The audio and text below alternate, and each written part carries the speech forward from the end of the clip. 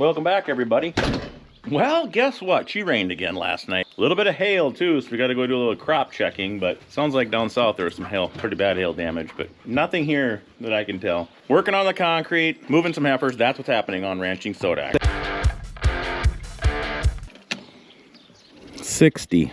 And this is one of those days, is the typical July, but we're a little wetter in between, but she's hot and humid. And now we got this 6/10 of rain last night. I mean, the corn is, if your corn is not going into this total reproductive stage, like our silage corn is 105-day corn, and there's no sign of a tassel on that. This is the stuff where she's gonna grow. She's gonna pump out a foot this week, or 2 feet of growth this week, I would guess, because it's real tropical, perfect for corn. Let's see, what do we gotta do here? I'm gonna go look at this concrete deal again to just try to psych myself up. But I gotta see if I got rebar chairs and some rebar ties in the shop. She's gonna go grab some rebar. Anything else I could think of? Oh, nobody finished it. That was the one thing I was hoping for, but pretty much the same as I left it, which is no good. Son of a gun. So this is a rebar chair. I got some here too, but these are, one's a little taller than the other, I think. Not sure what I suppose the difference is if you're going like 5-inch concrete and this is 4-inch concrete maybe, if I was to guess. I don't have enough. Type it into Chat GPT and tell them my size of my pour. Should tell me how many chairs I should need, and then we'll count them. I have enough ties, so this is rebar ties. They make a little spinning hand tool, which I don't have, but these are the ties. Wrap around there, twist it up. So I got 35. Chat GPT told me I need about 65, so we'll have her grab another 25, 30 of them. 21 sticks of rebar, we should be good to go. We'll get her hooked up with the trailer, then I think we'll throw some salt and another 4-wheeler in the trailer, and then go over to Jim, run around some fence, fill up the feeder, we'll move those heifers. I want to get it a little hotter and more humid before I start working on the concrete. Let's load up a little Gary like Redmond here, boys. She's clouding up again. I'm not sure what that's all about, but I think we're done for the day, but that looks awful rainy for somebody.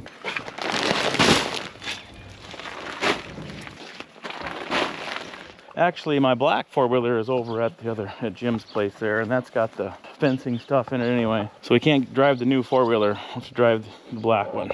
He might have got a little more over here. His are faded off. 90, 80, 70. It had rained yesterday afternoon, 7/100. So at my place, and maybe he got a little bit more here, maybe like a 1/10.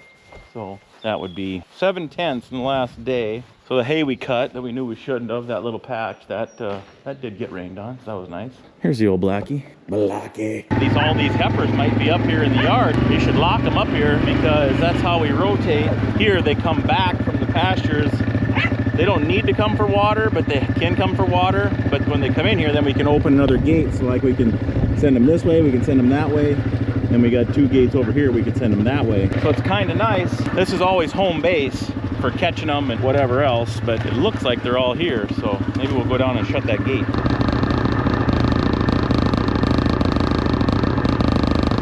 Got them. I got my salt feeders moved up here too, so we'll fill these up. This group was the flightiest, but they're getting better. I drove around them last night with the pickup, kind of separated the group 3-4 times. That really helps. What do you mean by separating the group? Well, I'll tell you what I mean. So if you got a group of cattle and you go out there, there's always 2 or 3 or 4, one for sure, that wants to, like, okay, I want to leave the group. I want to get away from whatever could happen. So what I do is I'll go up and I'll cut off that one, not try to stop it. Most people want to try to stop it and push it back into the herd. But what you want to do is go ahead and cut it off and help it, push it away from the group, and then turn around and come back. And what'll happen is you'll start pushing 1 or 2 of these ones that don't like to hang around the group, and then they'll find themselves be like, whoa, now I'm out here by myself. I need to get back to the group. Well, then you just turn around and you go back to the group and they come back with you. You do that a couple times, finding the few cattle that decide they don't want to be here. And if you do that a couple, 3 times, pretty soon they're like, well, I really don't want to leave the group, because that's their instinct, is to stay in a pack, stay in a herd. Pack, they're not wolves, Matt. Stay in a herd. So I'll show you that someday where we monkey around with them. So let's put some garlic in here because they're out of garlic. Knock it off, Sparky. Come here. They're fine.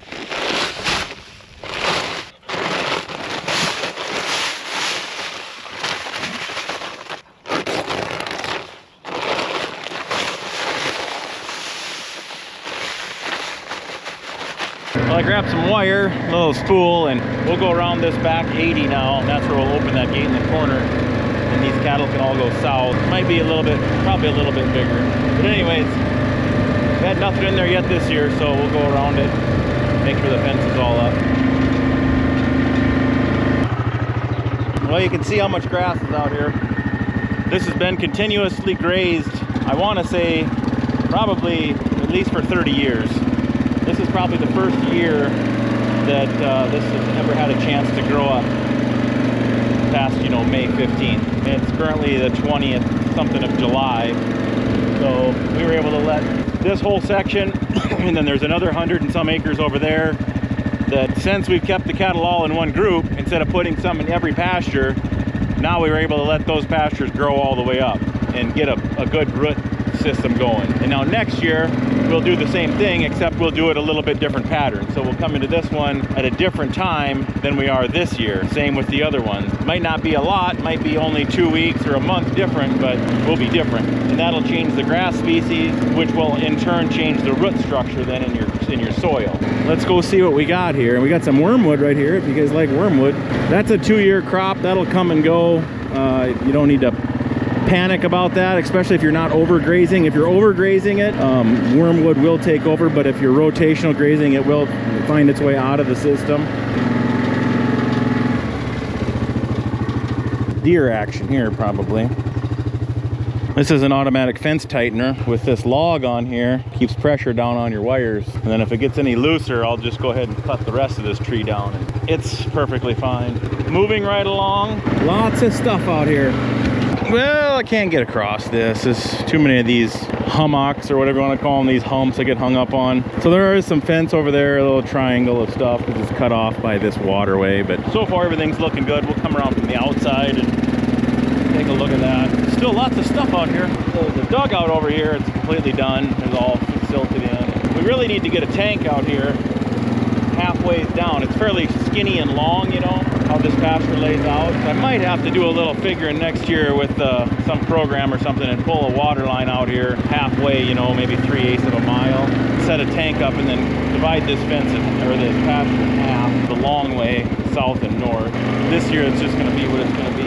These are these hummocks I'm talking about, where the cows walk through here in these low spots. They all step in the same holes after a while. So you got these huge humps and the grass grows on them, and then you get them centered up underneath your four-wheeler, and now you're stuck and out of breath and really enjoying yourself. But the end is near. You don't know which way to pick, you know. If you can get one tire to stay on one long enough for the other tire to find another one, but if they both fall down, then you wish you had like a little miniature four-wheeler instead of a big 700 to lift. So I don't know where to go now. And of course I can't get too close to the fence, otherwise you penny packer yourself there too. The good news about the fence line though is at least you know there's probably not a humongous hole along there. I think we made her. Well, let's turn them in here. I think we'll see some smiles on their faces.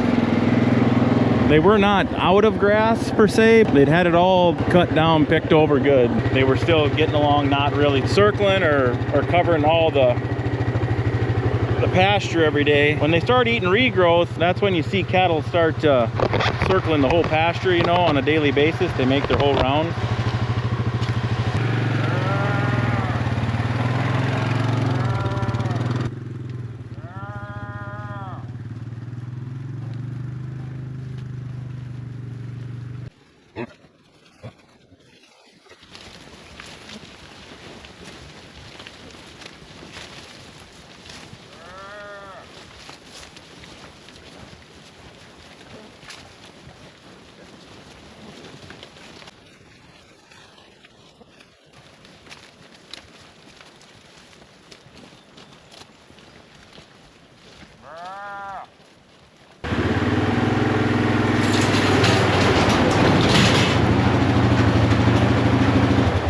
Well, let's do one more before we go in the house, and I gotta make a few calls.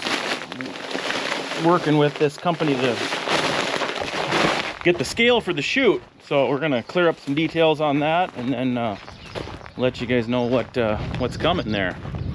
And then she gets back with the rebar, we'll probably have to go and back to forming up stuff. It's too muddy to get the cement truck back in there because it's got to come through the cow lot and then back up that hill, which is just black dirt. So we're gonna need at least one day to dry out before we can get a truck to get in here. But we got a day's worth of fiddling around. I'm gonna grab a couple more bales, or a couple more bags.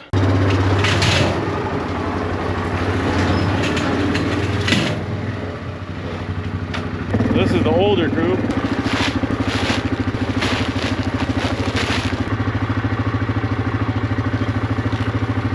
I didn't get a chance to give him a bad time, but I was going to call Tyler, Farmer Tyler Ranch, because he's going to build, one of his projects was a stainless steel salt feeder. And I'm like, come on, man. You got to put that money to use somewhere else. So this is just a tire, you know, you guys have seen me build these before, but you can take any tire. Now I'm kind of starting to switch to bigger ones, deeper ones, or this is actually a front wheel assist tire. Shot, obviously, no good. This is a pretty thin piece of steel. I don't know, it could be 1/8 of an inch. I think that was a spinner off of a spreader on the back of a combine I bought on a farm auction to get the Orbit motor. So I bought it for little or nothing. I got an Orbit motor, and then this was the fan or the spinner thing that had the little flippers on it. Used it, and I welded the little plated crap in the middle to plug the hole. But this thing costs, what I'm getting at is this thing costs no dollars, $0, and it's gonna work. I know it's not as cool as making a video of a stainless steel feeder, but come on, man. I'm just giving you a bad time. And I don't know how many tire feeders we got. We probably have close to 40 of these feeders spread out across the country. So that's why I build a few every year for cheap, because I'm cheap.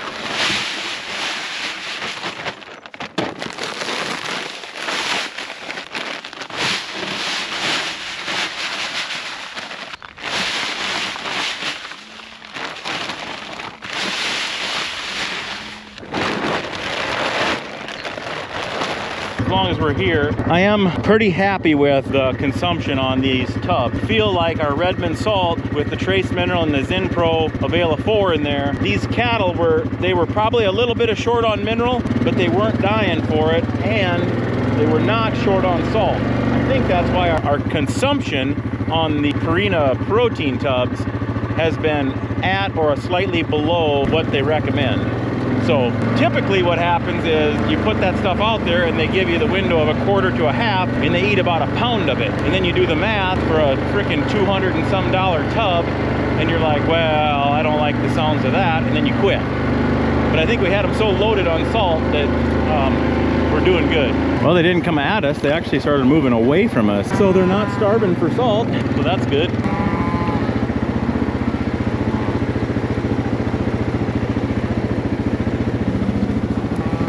So like that's a dry cow there. I know we had 4 or 5 of these cows had lost calves during that really cold stuff and rain. This is like the second best thing they could do as far as an old cow losing her calf, get some condition on them. And then with the market we got, what they're worth to kill right now is probably $1,000 more than what I paid for most of these cows, just on average. $800 to $1,200 more right now just to kill them from what I paid for them 6 years ago, or 5, 6, 7, 8 years ago. It's fine to clean them up. They can't, if they didn't raise a calf or they had troubles, why it'll be just fine. See, we got one cow falling apart out here, one of Ryan's cows. A lot of the red ones are a little bit framier, a little bit more muscular looking calves. So this old girl, she's coming 12. You can see her hair coat's all orange and she's struggling. We've got a calf on her, I think. Looks like it. She's got a calf on her and she's doing all she can do. When we work the calves, we'll pull that cow and sell her. Calf's just gonna have to make do without us, I guess, until fall, and we'll wean it earlier once we know which one it is. All right, looks like everybody's cool here that I can see. Had a fair amount of people asking me about the fence again. So Timeless Fence Post, timelessfencepost.com. People asking me what I was running for wires. This is the 12 gauge high tensile. Perimeter fences, I'll do 3. In between fences, I do 2, sometimes 1. Yeah, call Timeless Fence. I'm not hooked up with them or anything, but ask for Jared, talk to him, tell him I sent you there, and he'll tell you the 411, the skinny on these posts, and what they got going on. I think they got some promotions going now with some shipping promotions or whatever, but yeah, check them out. I've got no complaints with these posts. They're super easy, super slick. Had good luck with them. You know, with these fences, they're no insulators, and when you run that wire through them holes, there's so few components to this fence. So simple. You don't have to be driving around out here with a whole bucket full of different insulators and worrying about the deer chewing them off when you're out of season. super easy to maintain. Super easy. I haven't broke a post yet. I had some guys drive over one of my fences with a combine and they broke a post, but I don't know how many we got out. 1,000 maybe posts. I have yet to see one break. Got a little heated back there about that fencing stuff there, didn't you, Matt? Yeah, I tell myself every time I start a video, like, okay, I'm not gonna get so worked up and telling everybody about what I think is best. But then I get to thinking every time, it's like, I don't care what you do. I don't care what kind of fence, what kind of cattle, when you calve, what you grow. But it's like, what I do want you to do, be passionate about whatever you decide to do. So if you're passionate about 5-strand barbed wires as tight as a fiddle, then just get all behind it. I just want people to be passionate about what they're doing. And that's why when I show you my stuff, this is what I'm passionate about. And you don't have to be that way forever. I might change my mind in 5 years and be like really into goats or something, but I doubt it. So I'm not really like getting all worked up. You want to be passionate about what you do. Look at this crappy old spring tank now while we're here. How come it's not, did they come and, they must have came and drinked it here.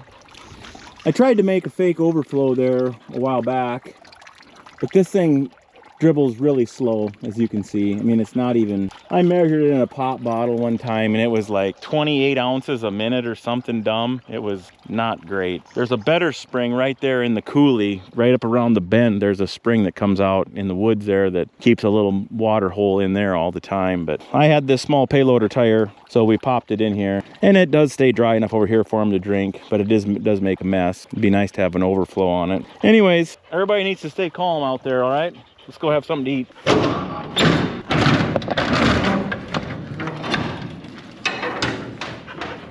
Oh yeah. Whew. Wish you guys could feel this.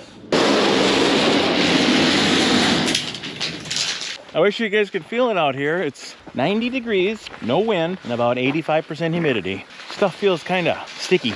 Well, I think what we should do, so I get a chance to drive my new old four-wheeler, is we'll get these drug out of the trailer, and then we'll tie like 10 of them together, and we'll drag them out there with the four-wheeler. Then we kind of have a little fun while we're working.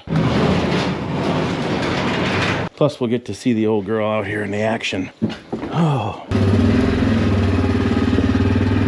Gonna have to get a hitch for the back, I think. Receiver hitch to put in there.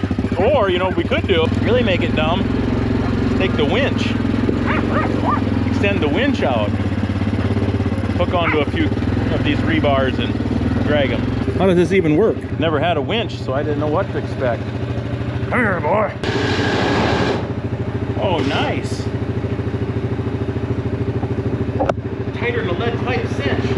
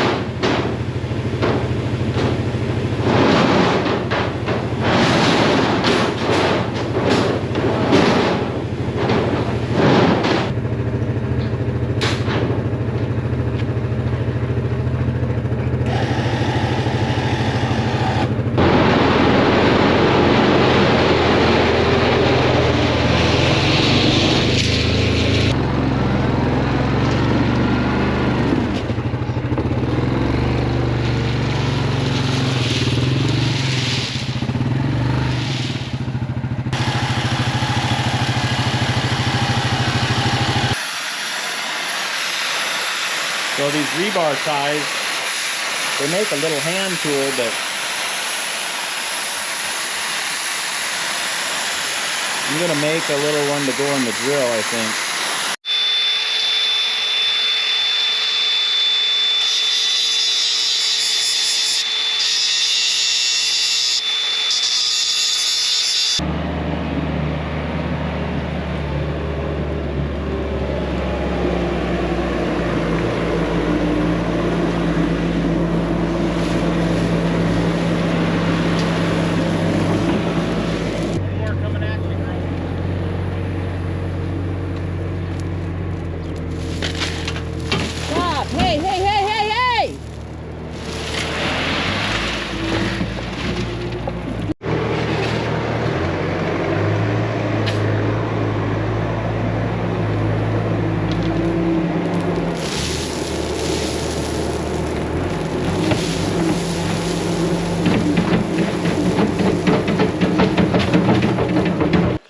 packing moves. Oh, my packing skills, they are stellar. Everyone wants this.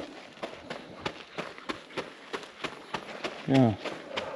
Yeah, someone commented on the steaks, and you're 100% right. This one I quit pounding, but I'm gonna take a Sawzall and cut that off. You want to keep your steaks the same height or lower than your form boards, because when you start screeding, you don't want stuff in your way. We'll probably just screed this, and then I'll just bull float it, and then we'll probably just mag around the outside with a magnesium trowel, you know, or whatever. And no broom finish or nothing. We'll just bull float it the best we can. Maybe I'll broom it. That makes it cleaner looking, I guess. I don't know. We'll see. But currently we just got to keep packing away. It's not so much the humidity as this the heat today. That's what we say.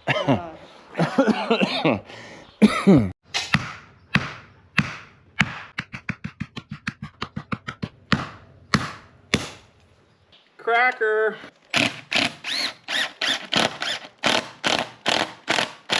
You sure? Yep, I can do that.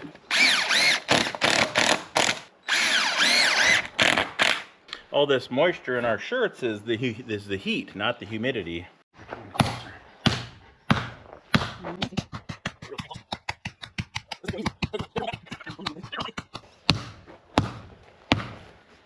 Why is driving 2 steaks now such a huge accomplishment?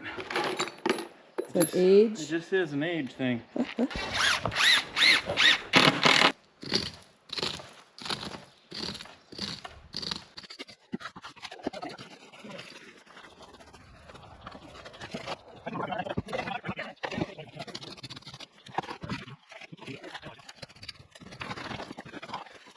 We'll probably put the front like 1.25 inches, 1.5 inches lower this form, and then that'll taper back to 12 feet, and we'll probably even dish this last little bit out a tiny bit more, because the garage door will go down here, and then this will have a nice steep slope, but the rest of the chute area in this 12 foot to the back, that'll all come to the front a little bit, but we don't plan to really hose it down a lot. And then the scale, I did get off the phone with those guys from Prime USA Scale. They're out of Las Vegas. They're put together here in the United States. He does have a brand new heavy duty load bars that are coming out. And then the scale head is compatible with an app to your phone. It's weather tight hookups and heavy duty cables and heavy duty steel on the load bars, and that's gonna be here in a couple weeks. The good news is that's adjustable. The legs on there, if you can imagine, it's kind of like your refrigerator, your stove or whatever, where you can screw them legs up and down a little bit. I don't think we gotta have it completely level, but what we can do is if this floor is tapering a little bit, we can screw these front ones down and raise the front of the chute up a little bit more to keep it a little closer to level, but 1.5 inches and 12 feet, not gonna be noticeable. This is a 2x6. These other ones were 2x8. But we want to be 1.5 inches lower, which is going to be basically the same height at the bottom. How much you got there? Mine's like barely 1 inch. Let's do this. Let's just shimmy this board back and forth a couple times.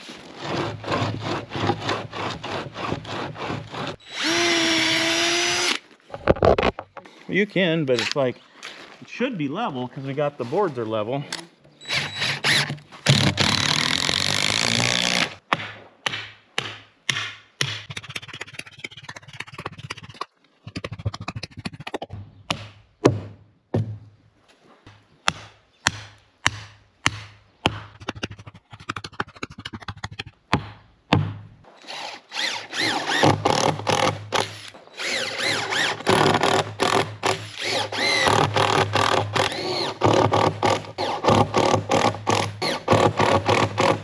Rebar time. We've been kind of chilling, and you see we got this little fake layout. There's going to be a room here, and then it's going to be for in the fall when we're working cattle and it's time for dinner. Typically when we shut down for dinner and everybody goes to the house, it's like you lose all your ambition, and we got to get our boots off and take all of our clothes off and this and that. So this room is going to be 12 by 9. We've kind of come to decide. Big enough, we'll have a table in here, put a bench along the wall. This will be insulated, the whole deal. Have a countertop in here, power, have a crock pot, small little mini fridge to keep some cold stuff. So long story short, I'm going to put water out here. When I bring the power, I'm going to throw a water line in the power trench 4 feet deep, and I'm just going to have it go over there, and it's going to hook onto the hydrant. I'll have to hook onto it if I want water out here. And then when we're done, I'll just take the air compressor and blow the line out out to the shed. Ruled out putting the sink anywhere in the concrete. I think we're gonna end up putting the sink right here in the corner. So then I'll just dig down and we'll just run the water right out the backside over the hill or down the hill. All that being said, it's time for rebar. We got the grade where we want it. So now what I'm gonna do is I'm gonna take spray paint and we'll measure 2 feet. Every 2 foot, I'm gonna put a mark all the way around this thing so she can lay the rebar out, crisscross it, I can cut them, and we'll zip them up. So that's what we're gonna do.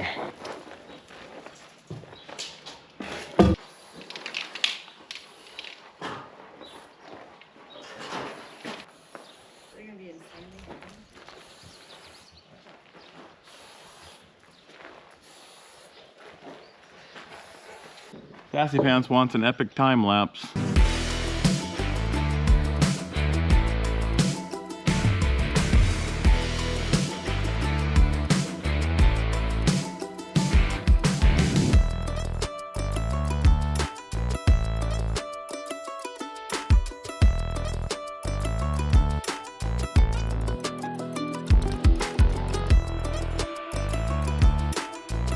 So now we're going to try the new tool with the tie. And what you do is you bend it around there, stick through the tube.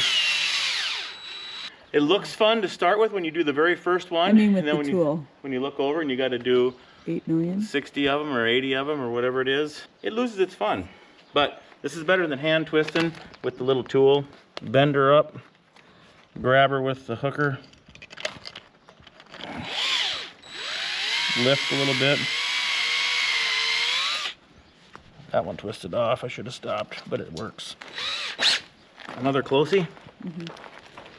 And I don't know if we actually could put the chairs on the long way right now. That might help us, but Get you more room? I don't know. If I did my joints solid, we could put all the chairs underneath the long stretch and that would hold us up.